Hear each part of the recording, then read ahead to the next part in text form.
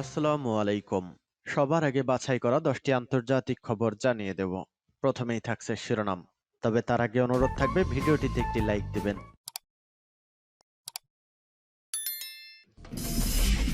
জানিয়ে দিব এই মুহূর্তে পাওয়া সর্বশেষ আপডেট আন্তর্জাতিক সংবাদ। রাশিয়ার 4 অঞ্চলে হামলা, নিহত 2। এরপর জানিয়ে দেব তাইওয়ানকে বিচ্ছিন্ন করতে চাইলে সমুচিত জবাব দেবে চীন, শাংরি-লা সংলাপে চীনা প্রতিরক্ষা মন্ত্রীর ঘোষণা। এদিকে কসোভোয় কমান্ডো ব্যাটালিয়ন মোতায়েন করবে তুরস্ক। জানিয়ে দিব বিপজ্জনকভাবে মার্কিন জাহাজের কাছে চলে এলো চীনা যুদ্ধ জাহাজ। এদিকে পশ্চিম তীরে বড় মাত্রার সামরিক অভিযান চালাবে ইসরায়েল। সর্বশেষ জানিয়ে দিব পাকিস্তানি সেনা ও সন্ত্রাসীর তুমুল গোলাগুলি, নিহত 4। শুনছিলেন সংবাদ শিরোনাম, এখন বিস্তারিত। তবে তার আগে অনুরোধ থাকবে ভিডিওটিতে একটি লাইক এবং কমেন্টস করে জানিয়ে দিন আজকের এই ভিডিও সম্পর্কে আপনার মূল্যবান মতামত। আর হ্যাঁ বন্ধুরা, অবশ্যই ঝটপট করে এই ভিডিওটি আপনার বন্ধুদের মাঝে শেয়ার করে ছড়িয়ে দিন আর জানিয়ে দিন আপনি কোন জেলা থেকে বা কোথা থেকে আমাদের সংবাদ শুনছেন এবং দেখছেন। রাশিয়ার 4 অঞ্চলে হামলা, নিহত 2। রাশিয়ান সীমান্তবর্তী অঞ্চলে হামলার ঘটনা অব্যাহত রয়েছে। রবিবার সিএনএনে বলা হয়েছে বেলগোরোদের অন্তত 4টি এলাকায় প্রাণঘাতী হামলার ঘটনা ঘটেছে। বেলগোরোদের আঞ্চলিক গভর্নর ভেটস্লাভ গ্লাডকভ বলেছেন হামলা 2 জন তরুণী নিহত হয়েছে। বার্তা আদান প্রদানের মাধ্যমে টেলিগ্রামে একের পর এক পোস্টে গ্লাডকভ বলেন সোভেলোভকা গ্রামে 18টি রকেট হামলার ঘটনা ঘটেছে। এতে 2 পুরুষ ও 2 নারী নিহত হয়েছে। হামলায় গ্যাস পাইপলাইন ও একটি পাওয়ার লাইন ক্ষতিগ্রস্ত হয়েছে বলে জানান তিনি। ভুলিউস্কি জেলায় সেভেলোভকা গ্রামের অবস্থান। গত 2 সপ্তাহ ধরে সেখানে হামলার ঘটনা ঘটছে। তবে এসব হামলা নিয়ে ইউক্রেনের পক্ষ থেকে এখন পর্যন্ত কোনো মন্তব্য পাওয়া যায়নি। এদিকে ইউক্রেনের পাল্টা হামলার প্রস্তুতি প্রাককালে দেশটির উপর হামলার পরিমাণ জোরদার করেছে রাশিয়ান বাহিনী। গত মাসে শুধু কেভি 17 বার ব্যাপক ক্ষেপণাস্ত্র ড্রোন হামলা চালিয়েছে রাশিয়া, সূত্র সিএনএন ও দ্য গার্ডিয়ান। এরপর জানিয়ে দেব তাইওয়ানকে বিচ্ছিন্ন করতে চাইলে সমুচিত জবাব দেবে চীন, শাংরি-লা সংলাপে চীনা প্রতিরক্ষা মন্ত্রীর ঘোষণা। চীনের প্রতিরক্ষা মন্ত্রী লি শাংফু সিঙ্গাপুরের চলমান 20তম শাংরি-লা সংলাপে আজ চীনের নতুন নিরাপত্তা উদ্বেগ নিয়ে বক্তব্য রেখেছেন। লি শাংফু বলেন চীনের প্রেসিডেন্ট শি জিনপিং উত্থাপিত বিশ্ব নিরাপত্তা উদ্যোগে অভিন্ন, কমপ্লেক্স, সহযোগিতামূলক এবং টেকসই নিরাপত্তার মূল্যবোধ প্রাধান্য পেয়েছে। তা আন্তর্জাতিক নিরাপত্তার চ্যালেঞ্জ মোকাবেলায় চীনের মেধা প্রদান করেছে।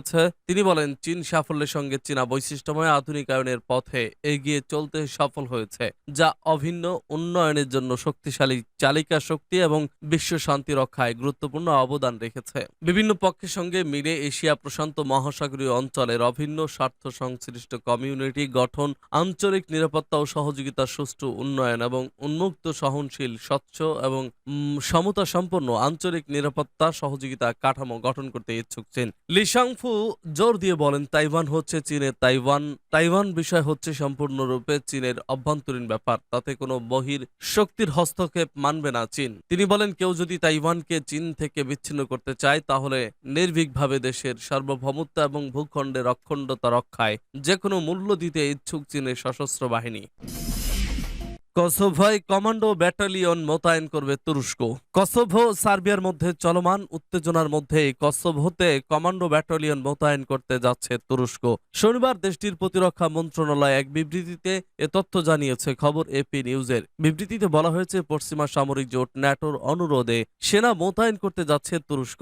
বলকান অঞ্চলের পরিস্থিতি ঘনিষ্ঠভাবে পর্যবেক্ষণ করছে আঙ্কারা। সেখানে তুর্কিদের ঐতিহাসিক ও সাংস্কৃতিক মূল্যবোধ রয়েছে। সাম্প্রতিক ইস্যুগুলো সমাধানে তুরস্কের অবস্থান হবে গঠনমূলক। সম্প্রতি সার্বিয়া ঘেঁষা 4টি শহরে মেয়র নির্বাচন নিয়ে উত্তেজনা দেখা দিয়েছে। কসোভোতে মোতায়েন করা ন্যাটো বাহিনীর সঙ্গেও সংঘর্ষে লিপ্ত হয় তারা। এতে 25 জন ন্যাটো সেনা আহত হয়। সার্বিয়ার অভিযোগ কসোভো পুলিশ দেশটিতে বসবাসরত সার্বদের নির্যাতন করছে।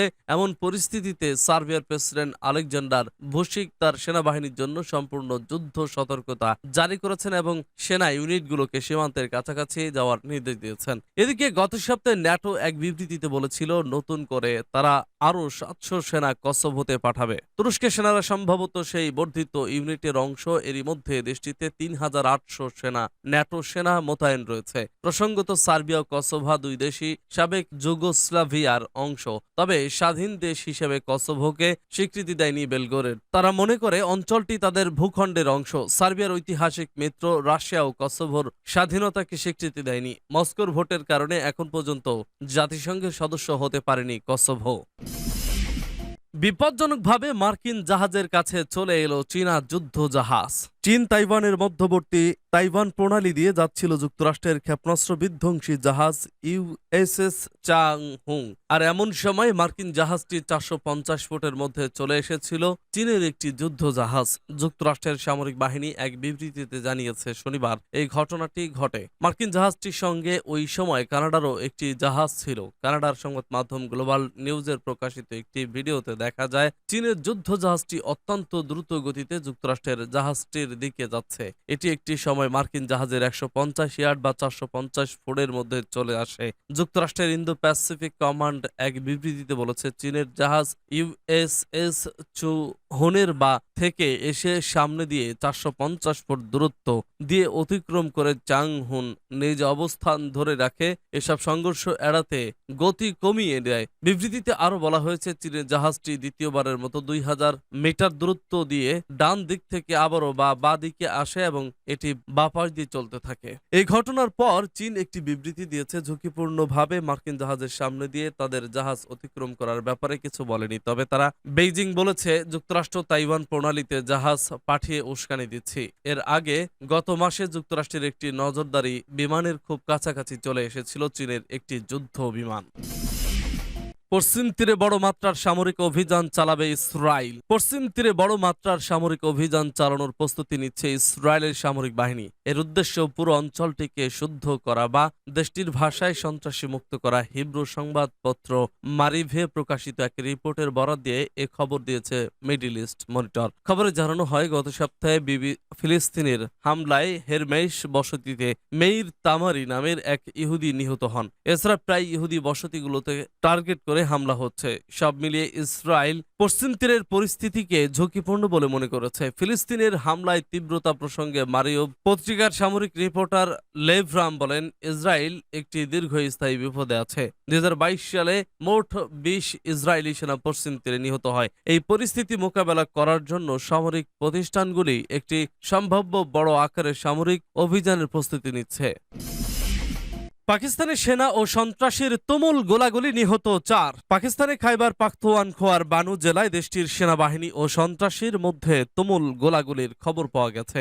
এতে অন্তত 2 জন পাকিস্তানি সেনা নিহত হয়েছে। গতকাল শনিবার পাকিস্তান সেনাবাহিনীর media wing inter services public relations অর্থাৎ আইএসপিআর এর তথ্য জানিয়েছে খবর জিও নিউজের। আইএসপিআর এক বিবৃতিতে জানিয়েছে জেলার জানিখেল এলাকায় বন্দুক যুদ্ধে 2 জন সন্ত্রাসীও নিহত হয়েছে। তবে তীব্র গোলাগুলির সময় 40 বছর বয়সী নায়েব সুবেদার গোলাম মর্তুজা নিহত হয়েছেন। তিনি বাহাওয়ালপুরের বাসিন্দা।